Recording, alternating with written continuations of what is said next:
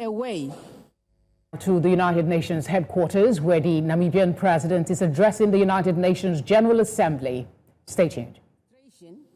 Is built on the strong foundation and legacy of our predecessors under the theme Unity in Diversity, Natural Resources Beneficiation, and Youth Empowerment for Sustainable Development. That theme aims to shape and transform the Namibian economy through value addition and other economic activities.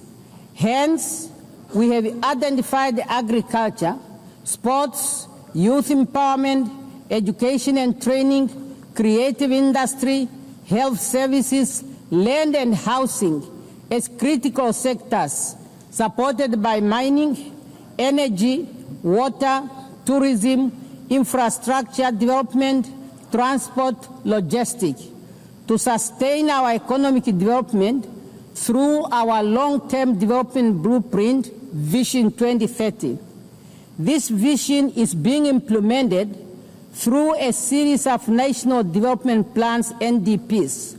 Recently, we launched the 6th NDP with its fundamental pillars clearly aligned to the global agenda, such as the SADC Regional Inductive Strategic Development Plan, the African Union Agenda 2063, and the UN Agenda 2030 for Sustainable Development. Some of our achievements include the launch and the operationalization of the National Youth Fund, which is to assist the young entrepreneurs in their economic activities. In the area of education, we will abolish registration and tuition fees in all public institutions of higher learning and vocational training centers to ensure skill development. On energy, Namibia is diversifying her energy mix using all our natural resources. In addition, Namibia presented her energy compact at the African Energy Forum, thus enabling us to access concessional funding for national energy initiatives. Madam President, climate change is scorching our lands and drying up our rivers. Global instability is impacting our economies, our markets, and jeopardizing our livelihood. These are interconnected symptoms of deeper fragility in our shared system. They require our collective action rooted in apathy and shared responsibility. In this regard, I am glad to announce Namibia's bid to host the Africa Regional Hub of the Green Climate Fund. Furthermore, severe droughts, floods, and other climatics brought about by climate change cannot be overemphasized. Namibia calls for the implementation of the provision of the Namib Declaration on a strong United Nations Convention to combat desertification for a land degradation and neutral world. Namibia acknowledges the technological advance in all fields, but ethical boundaries must be respected. However, artificial intelligence must not be a substitute for human judgment or responsibility.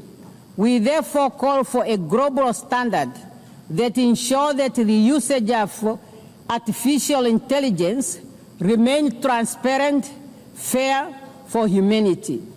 Youth unemployment, increased economic inequality, lack of adequate housing, quality education and health care, water, energy, and debt distress are among the common challenges that no one country can address alone.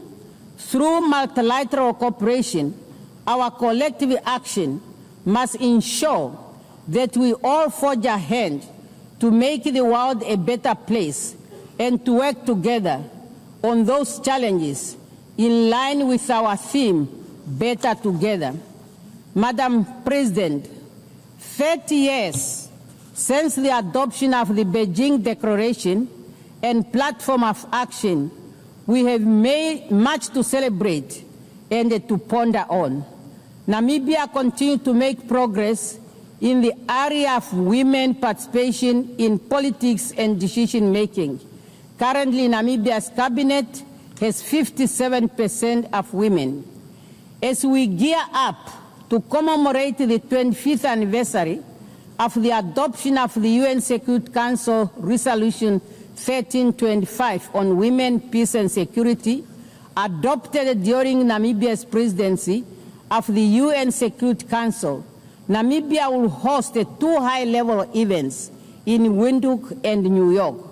I look forward to the participation of all member states in those events to collectively reaffirm commitment to women, peace and security agenda. And through the Namibia International Women Peace Center, we will continue to advocate for the universal implementation of the women, peace and security agenda. Madam President, we know to the ongoing efforts of the UN to ensure that we remain fit for purpose, including the UN 8 initiative. We need an agile United Nations that is inclusive, respect of the UN Charter, and its purpose and principles must be our guiding star for our future endeavors. Madam President, we are meeting against a backdrop of profound global tension.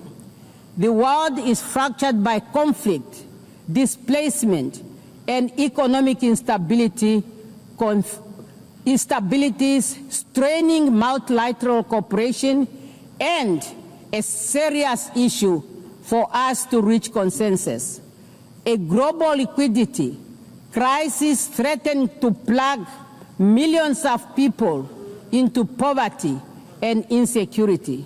For Namibia, those crises are real.